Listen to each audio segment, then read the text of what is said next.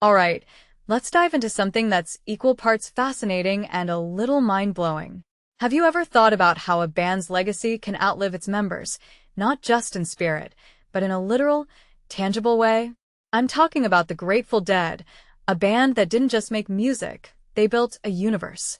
And now, that universe is preserved in a way that's both meticulous and wildly accessible. Here's the thing, the Grateful Dead weren't just musicians. They were archivists, community builders, and pioneers of a counterculture that still resonates today. What makes this really interesting is how they foresaw the importance of preserving their history long before most bands even thought about it. Imagine this. Tucked away in the redwood forests of Santa Cruz, California, there's a climate-controlled facility that's basically a time capsule of the Grateful Dead's existence. Nearly 1,000 boxes of flyers, posters, letters, and even the original marionettes from their Touch of Grey video. It's like walking into a living museum, but what's wild is that it's not just for historians. It's for anyone. Sam Riegel, the librarian overseeing this treasure trove, says it's open to casual fans, researchers, or just the curious. That accessibility? It's so in line with the Dead's ethos of inclusivity. Personally, I think that's what sets them apart. They didn't just create art, they created a community that feels like it belongs to everyone. But here's where it gets even more intriguing. The Grateful Dead weren't just preserving physical stuff, they were recording everything. I'm talking about 2,318 live shows, meticulously captured by their sound engineers. Why does this matter? Because the Dead were a band that thrived on improvisation. No set lists, no two shows alike. Each performance was a conversation between the band and the audience, a moment in time that could never be replicated. And they knew that. So, they recorded it all not for profit but because it was important. That's the kind of foresight that's rare in any industry, let alone music. One thing that immediately stands out is their visual legacy. The stele, the dancing bears. These aren't just logos, they're symbols of a culture. Sam Riegel points out that the Dead were pioneers of psychedelic art, and he's right. But what many people don't realize is that these visuals were also a form of communication, a secret handshake among fans. If you saw someone with a stele tattoo, you knew they were part of something bigger.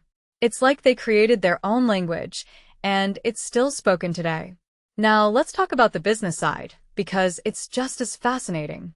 The Grateful Dead didn't operate like a typical band. Their decisions were driven by a spirit of collectivism, not profit. Take their fan club, for example. In 1972, they started a newsletter that eventually led to ticketing hotlines, a direct line between the band and their fans. No middlemen, no corporate gatekeepers. That kind of trust and accessibility was revolutionary. And it worked. Their fans, the Deadheads, became their most powerful marketing tool, spreading the word and keeping the band's spirit alive long after they stopped touring. What this really suggests is that the Grateful Dead understood something fundamental about art and community. They knew that their music wasn't just about the notes. It was about the experience, the connection, the shared moments. And they preserved those moments in a way that feels almost prophetic. David Lemieux, the archivist managing their recordings, calls it a labor of love, and I believe him. He's not just curating tapes, he's keeping a flame alive. Here's the bigger picture. The Grateful Dead's archive isn't just about nostalgia. It's about continuity.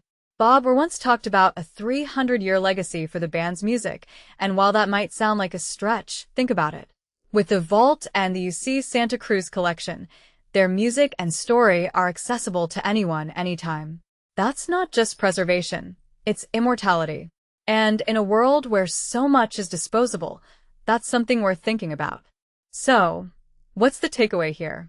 Personally, I think the Grateful Dead's legacy is a reminder that art isn't just about the moment it's created. It's about the ripple effect, the connections it fosters, and the stories it tells. They didn't just leave behind music, they left behind a way of thinking, a way of being. And that, my friends, is what makes them timeless. What do you think? Is there a band or artist you feel has left a similar mark?